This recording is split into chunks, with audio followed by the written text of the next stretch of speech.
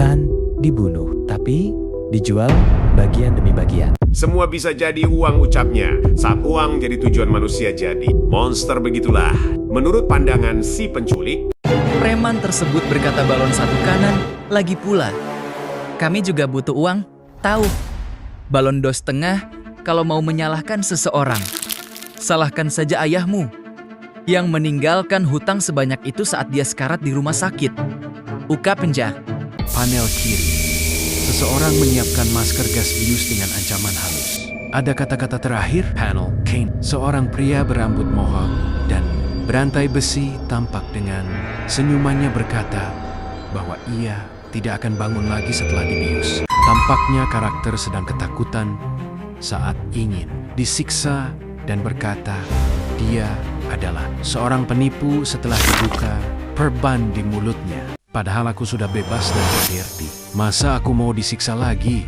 Ucap si anak dalam hatinya ketakutan. Berhenti meronta-ronta bocah tubuhnya jika rusak. Akan turun nilai jualnya. Ingat itu. Tidak, jangan lakukan itu. Ucap si anak yang meronta-ronta. Ketakutan udah lakukan aja sesuai. Perintahku siap bos, kata anak buah preman itu. Padahal energi sangat berharga di delta manusia benar-benar. Menarik ya, kata si gadis berambut pirang. Mengapa? Di masyarakat, delta semuanya butuh energi ya. Semua tahu itu untuk kelangsungan hidupnya. Ucap si gadis. Dari sudut pandang preman, mereka menginginkan uang. Dari sudut pandang hartia, menginginkan keluarga. Sepertinya orang ini menginginkan perempuan.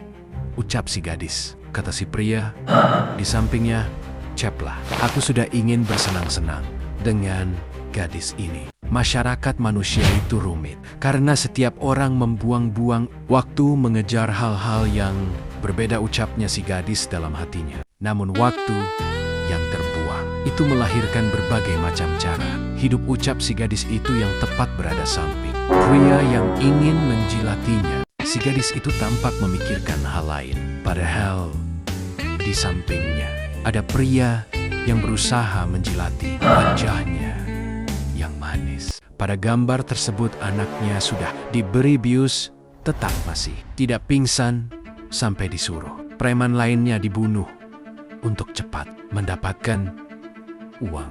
Di pikiran perempuan ini terlintas apa yang dikatakan Ryuji saat dalam keadaan terdesak, dan pria di sampingnya menyadari ada yang tidak beres dengan wanita ini. Perempuan itu mencoba mengingat perkataan Ryuji yang disuruh mengembalikan benda tersebut. Memahami situasi di mana kamu bisa atau tidak bisa menghisap energi kehidupan dari manusia akan membuka pintu untuk memanfaatkan peluang-peluang tersebut. Terlihat sebuah gambar seorang gadis yang digantung sedang digrepe oleh preman yang mesum, dan kemudian bos preman tersebut memarahinya untuk fokus ke misi dulu. Gadis tersebut mencoba melepaskan dari rantai yang menggantung tangannya. Akhirnya gadis tersebut berhasil melepaskan diri dari rantai yang selama ini menggantung dia. Setelah gadis tersebut terlepas, gadis tersebut membalas preman mesum itu dengan jepitan yang sangat kuat hingga membuatnya berteriak kesakitan. Preman tersebut kaget saat ingin melakukan pembedahan organ dalam bocah tersebut. Preman tersebut heran ketika melihat rantai si gadis yang tergantung. Tidak ada orangnya dia. Berkata bagaimana bisa gadis itu lolos.